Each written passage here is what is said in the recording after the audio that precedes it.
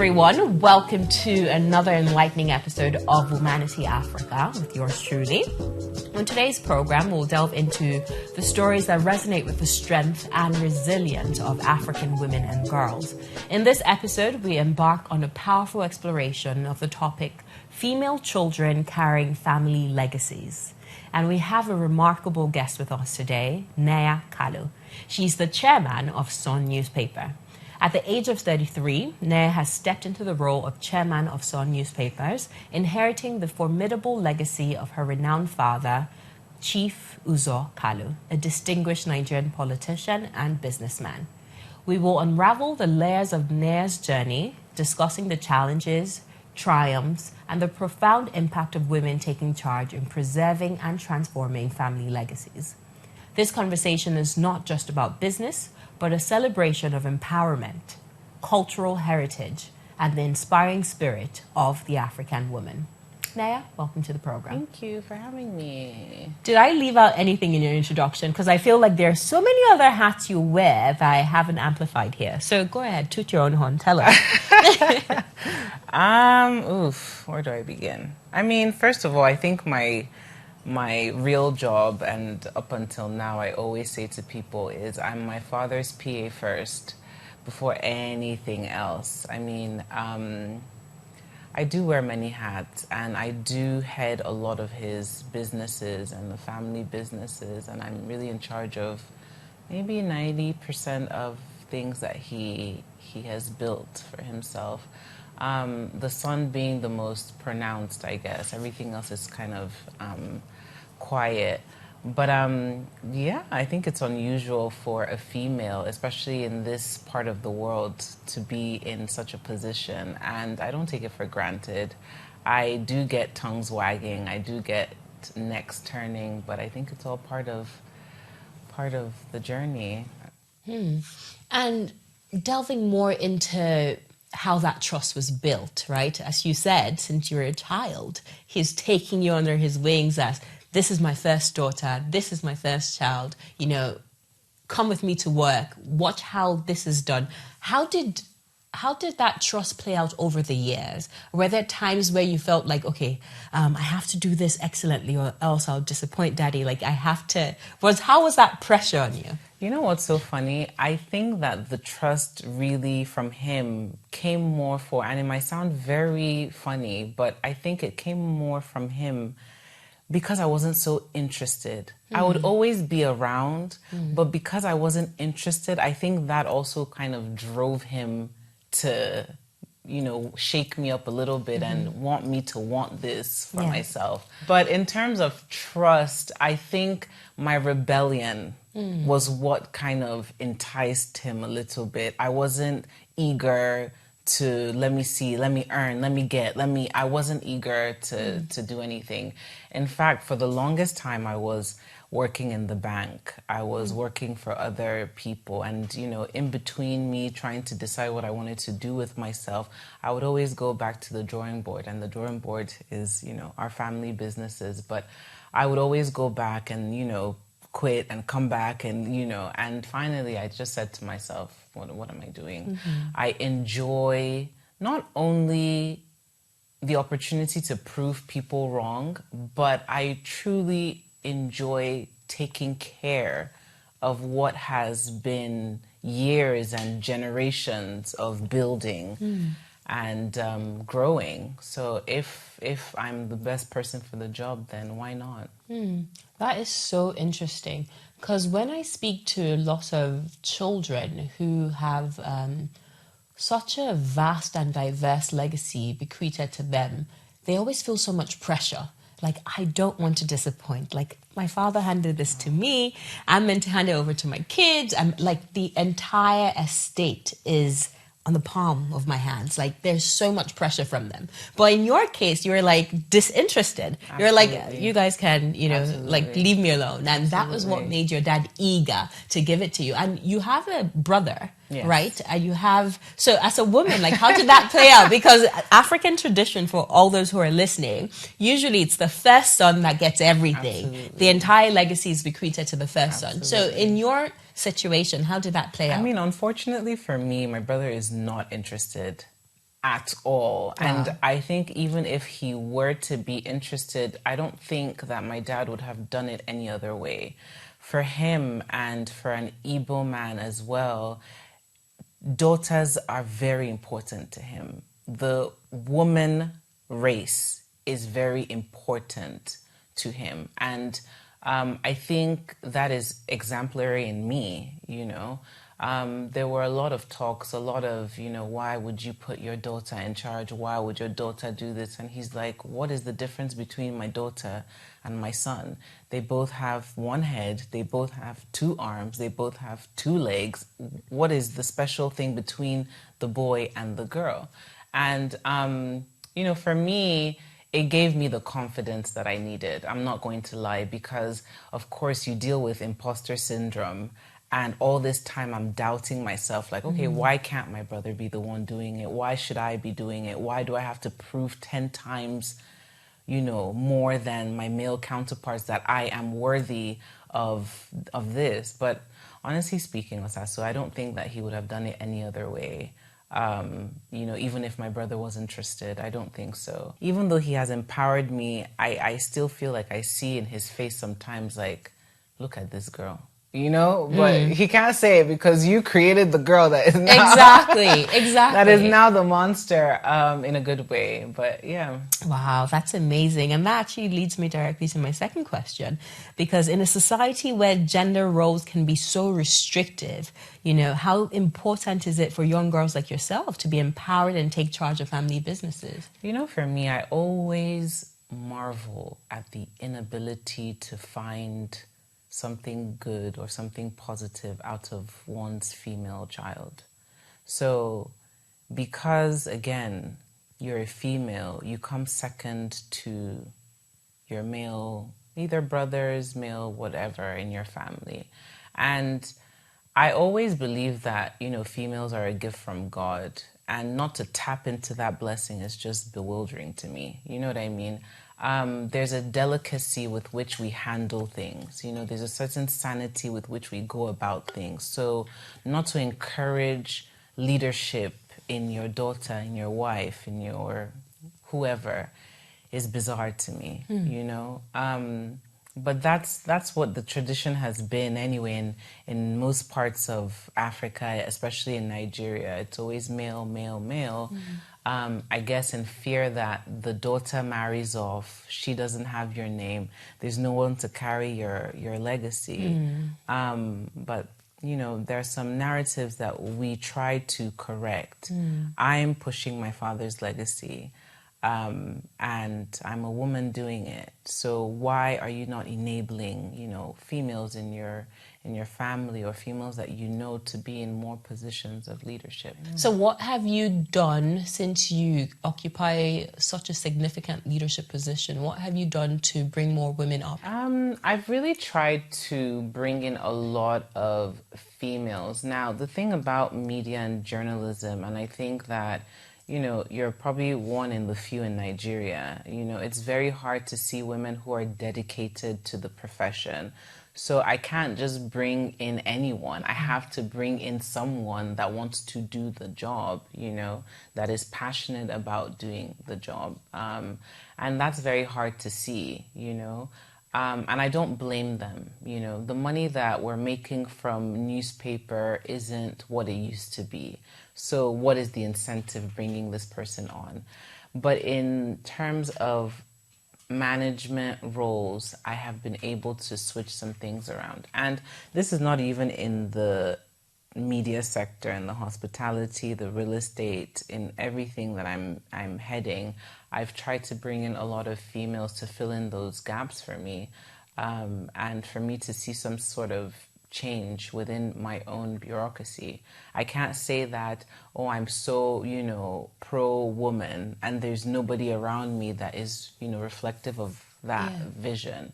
So it's tough finding people that want to be in the media space. I mean, as you might know, before you even try to disseminate anything, the blogs, everybody, so it's easier to do it from your phone than to actually come in and physically, you know, fight the good fight, for lack of a better word. But I've tried my best in empowering young, especially young women, and in the instances where I'm unable to find young women, empowering youth, for sure. Yeah, that's so important. Yeah. I tell people all the time, it's not quite enough to just champion women and youth empowerment. We actually have to start to increase and nurture our capacity. Absolutely. So when these opportunities present themselves, you have capable women and youths to occupy this position. Because we can burn bras and sing songs from now till the kingdom come, but if you do not have the capacity, no one is going to hire you just because you're female or just because you're a youth over someone who has more competence than you do. So it's very important to be able to hone and harness those skills that we have so we can stand out. I personally see myself and say, okay, I have to be 10 times better than my male counterpart. But talk to me about some of the deeply rooted traditions that you noticed once you were able to take these positions of leadership. Have you been able to embrace and modernize the legacy while respecting its cultural essence? Before I came into, and I'm assuming that you're speaking about the Sun. The Sun, yes. Before I came into the Sun, the Sun is usually referred to informally as the voice of the East. Because we do shine quite some light on what is going on in the East. And for those listening who are not familiar with the terminologies, I'm from the Igbo part of Nigeria. So we do refer to ourselves as the Easterners. So this is the East. So yeah, we are referred to as the voice of the Igbos, and that is something that I'm proud of. Okay, I'm true Igbo through and through. However, I would like to, if not globally, at least switch that, persona of being the voice of the East to, being recognized in the continent of Africa. Push that a little forward so we leave the shores of Nigeria. We as a team, I think as I stepped on board, we sort of realized the importance of modernization, like you said. That's very commendable. That's very commendable. And I'm sure doing this is such a heavy burden. It is. A huge task. It is. Fighting the old structure. Absolutely. Trying to create a new one. It is. So talk to me about your support system. It's very critical to have such a strong support system while navigating such a role. So can you share the role of your family, your mentors, the role that they play in your journey, and how can other young women cultivate such support? You know what, Osasu, for the longest time, I always used to be of this mentality. I don't like to bother people with my problems. I've always been, I will deal with it myself. I'll do a little cry in the shower. I'll scream into my pillow and sort it out. But over the years, I've really found that you need to find your community. It is so important. So important. It is so important to just be able to be yourself and to just release whatever it is you need to so you don't lose your mind, And one thing I would really say to people listening is to be patient with such community. In my community, I have people doing different things. My friend, for example, that is a hair vendor is not going to understand what it means for me to run a family business. She has no inclination of the pressures that I'm under. So when I'm speaking to her, I have to also, extend grace to her that she might not necessarily understand where it is I'm coming from, but, here we are. In mentors, I always say it's so important. And I know that there's this notion that, women are against women. And, most times it is true. But once you find your person, cling on, because they have done it before you. They understand, you know, the hills, the valleys, the pits. They understand everything. You're not in competition with your mentor. I think a lot of people get lost in translation. Oh, now I'm so close to said person, I can do. No, that's not how it works. The respect and the boundaries still need to be there. Must. Oh my God. Say that again. Say it again for the people at the back. So I think people get lost in translation with that. My family have been very instrumental, especially my siblings, because I think I'm doing them a favor, to be honest. So of course they're going to be a solid support system. My friends especially. And it's just good to have, and indirectly actually my son, he doesn't know what he does for me. When I come home from a long day of maybe lawsuits because the newspaper has gone and said something that is true about somebody that needs to be held accountable, but I'm getting threats. So coming home to my son and just seeing him and in all his innocence and his purity, you know, that in itself is support to me, because I'm like, oh, if the world was burning, here it is, you know, this is who I am building this legacy for. But something sort of resonated with me on December 31st. And that is, and I say this because I mentioned trusting. Before, I always used to be about trust must be earned. But I don't know what shifted on that day for me. And now I'm of the opinion that trust must be lost. Meaning that I will give you the opportunity, you know, if I come to you, Osasu, look at what's happened to me, yada, yada, yada, this is what I'm dealing with. I'm bringing Osasu in.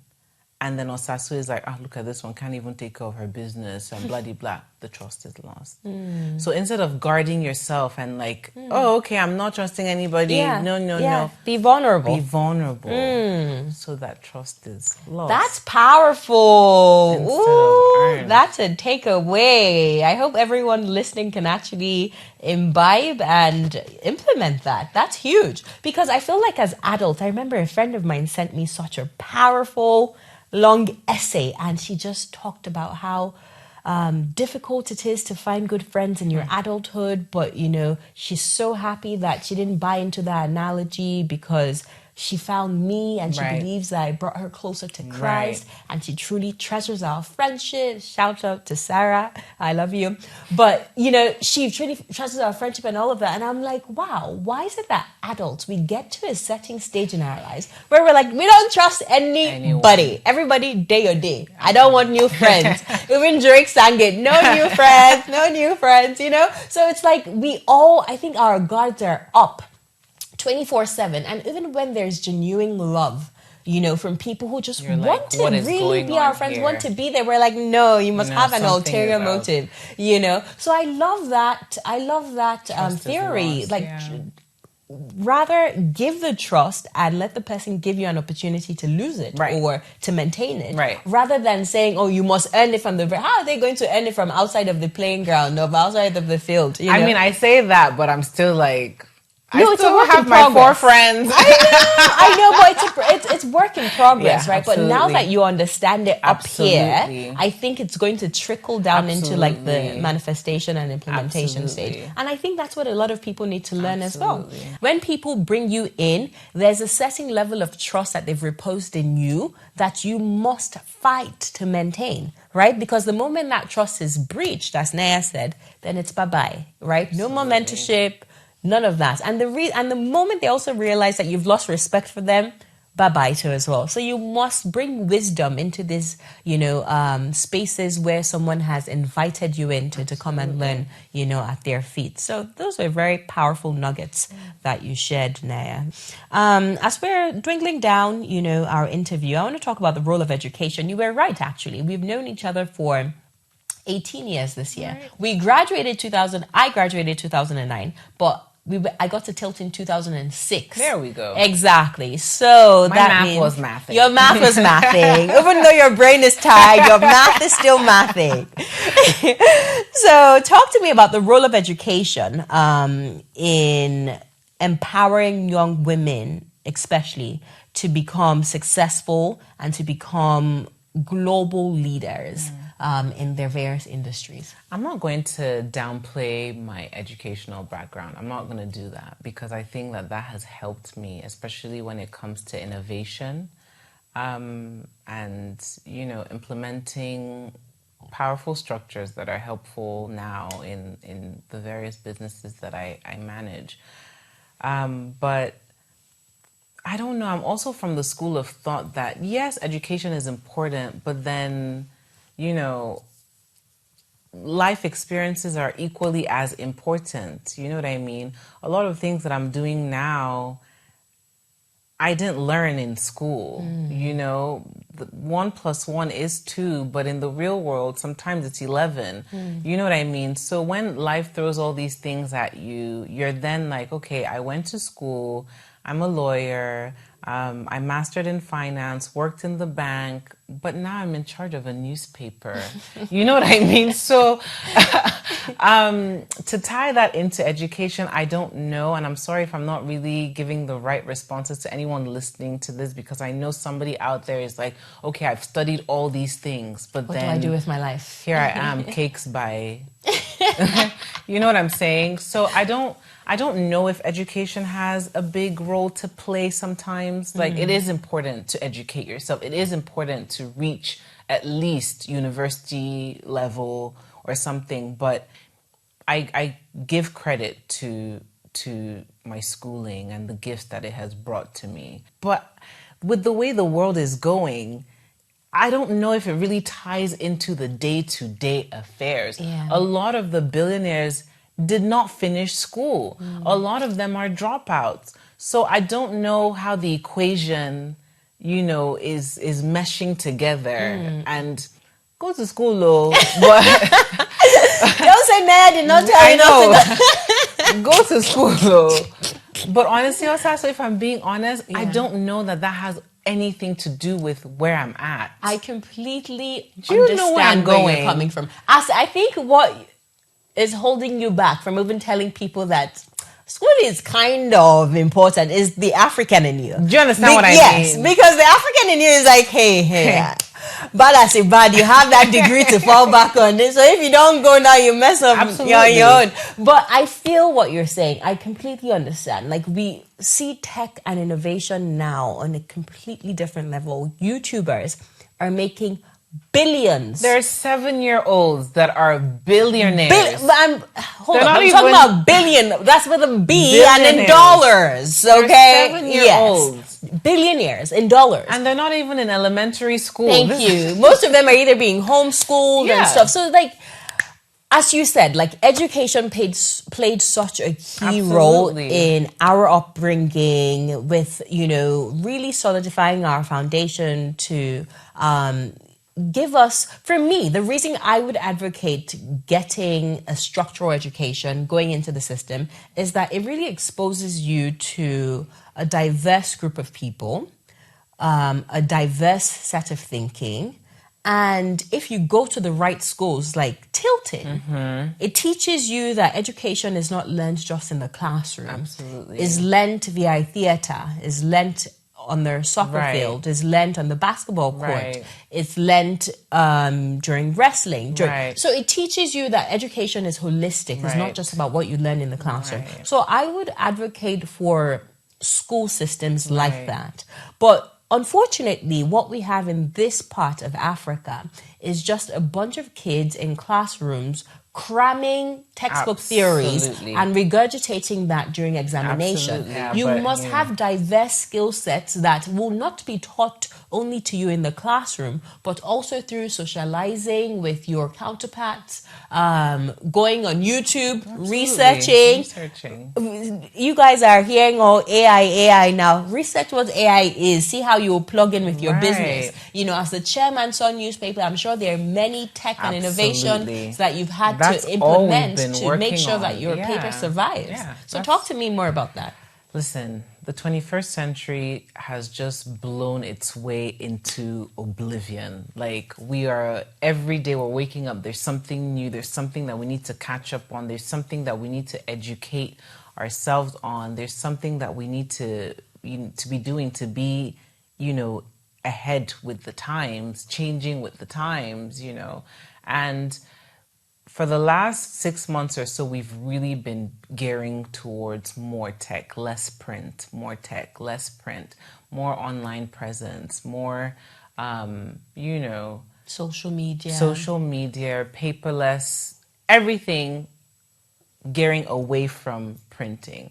So, to be with the times is important, to change with the times is important, to be innovative is so important, because you are just going to get lost in what's going on and get left behind. You get left behind. And by the time you know it, cars are flying in the sky, people are, way ahead, and you're sitting there wondering where time went. But, and I know that Nigeria has, if not the most brilliant people on the face of I personally believe Nigerians are the smartest in the world. I'm not even joking.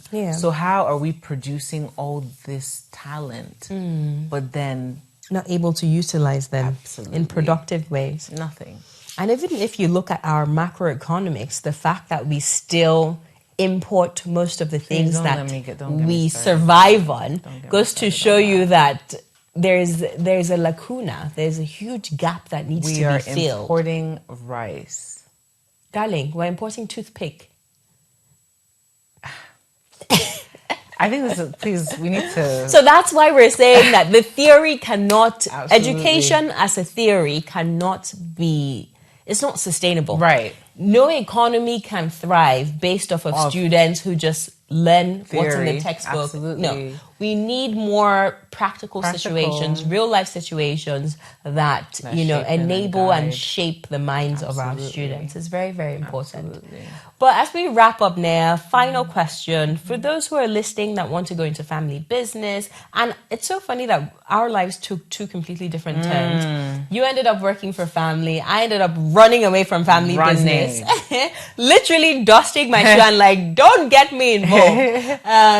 So tell me, for those who are interested in working for family business, especially the women, but they don't have the privilege of being fathered by an Osasu Kalu who sees the girl child as important and as valuable as the boy child. What advice would you give them? I think the number one advice would be to understand your terrain. If there's a crack that you can wiggle your way through and prove yourself, take it. If it's too hostile, leave it, because nothing is worth the stress. Nothing is worth, the hostility that would come from family members not seeing your value. You need to be able to see your value. If there's a little way that you can implement some things around for them to see and for them to hear you out, then sure. If not, then not everybody needs to be in the family business. Everybody can take your route and do something completely opposite. So even in family business, you're going to still have the naysayers. And in the real world, you're also going to have the naysayers. No matter how you see it, 10 times out of 10, the odds are always against us women. So even in my family business, I still have to work 10 times harder, because I don't ever, and that's slight pressure, ever want my father to be like, oh, if only I had hired the brother, if only I had, you know what I mean? Yeah. And maybe other family members like, oh, it's because she's a girl. Oh, it's because she got pregnant. Oh, it's because... No. Be gentle with yourself. If you can. If you cannot, just leave it alone completely. And for those listening and sitting and thinking, oh, but it's because you're privileged, that's why you can say this. No. I earned the position. It wasn't something that was given to me. You know what I mean? My drive, my tenacity, my inability to hear no, I think also played a part in that. And, I'm not my father's only child. He could have given it to anyone. He could have given it to really anyone. So if you are in a position where you can fight or you can, drive your way forward to another thing, then please either go which way. It's not one shoe fits all. That's absolutely beautiful. And to reiterate the advice that you had given and I had spoken on earlier is to build your competence and your capacity. Ensure that you're going in there demanding what you rightfully have the competence to execute. So, as we said earlier, the skills that you learnt in leadership, even at a young age, at just 16 and 15, are playing out till this very day, right? So, it's about continuously harnessing those skills, evolving them and ensuring that you are keeping up to the times. And once you are placing a demand to be seen and to be heard and to be giving a position where you wield some authority, you're going there not just because you're the rightful heir or one of the heir options, but you're going there because you are the most competent to be able to stand and to be in that role. I remember, just quickly before we wrap up, I remember coming into the bank I was working for. I'm not going to say, I hate Google because you can find everything there. Easily. But I won't say which. I started the role and I was working in HR because I had some knowledge background about HR and they needed somebody to help the then head of department with HR. I come into the bank and I notice that we don't have any payment slips. So I'm like, I tell the head and I'm like, why don't we have any payment slips? Why are there, people are getting paid salary and we're not tracking, we're not keeping, what's going on? And he's like, oh, that's just how it is here. And I bypassed him and I went to the MD. And in that moment, I regretted it. Because I thought, if it were the head of department coming to you, would you have been this way? So what had happened was he then said, okay, if you want payment slips, then you generate it yourself. I was like, I have no clue how to generate payment slips. I'm just bringing something on board. This was at 2 p.m. Osasu, I left the bank that day at 1 a.m. And he said, I don't want you to leave the premise. Absolutely. I don't want you to leave the premises until you do it. Now, I say this to say what you were just saying, to just piggyback off of what you were just saying about willing the authority, bringing it back to yourself. I made an innocent observation. I paid the ultimate price for it. My boss was not able to do it, didn't even cite it upon until I came into the bank. And after that day, I became my boss's enemy, So, yeah, that's why I said understand your terrain. Yeah. If it's a battle, you can battle it. And I was ready to do it because I'm like, okay, so of what use are you then? You're earning more than me. I'm doing all the work. You have no clue of what is happening here. So understand your terrain. Yeah. Pick your battles. That is so powerful. Okay, so we always sign out with a tradition. The last guest left you a word of encouragement, and you are going to read that, to yourself privately. Okay. Then you are going to write a word of encouragement to the next guest. The next woman sitting down here, just a word of inspiration to put a little pep in her step. So thank you, Neya Kalu, for joining us on this episode of Womanity Africa. To our listeners, follow us on social media. What's your handle? Your official handle. This is so embarrassing. You don't have social media? No. Oh my God. EA. Hi, EA is here with us. You have something to say, talk. Oh, okay, LinkedIn. Follow her on LinkedIn. Wow. If you have a job for Neya, follow her on LinkedIn. Okay, while she's working on her social media, follow Womanity Africa on Instagram. That's Womanity Africa on Instagram. And for me, Osasu Oguche on Instagram, Facebook, and Twitter. I'll see you. It's now X. What? It's now X. Oh, I'm sorry. And follow us. At least X. I know that. Well, you don't have an X page. Oh my God. We'll see you on the 1st of next month. All right. Take very good care of yourself and God bless you.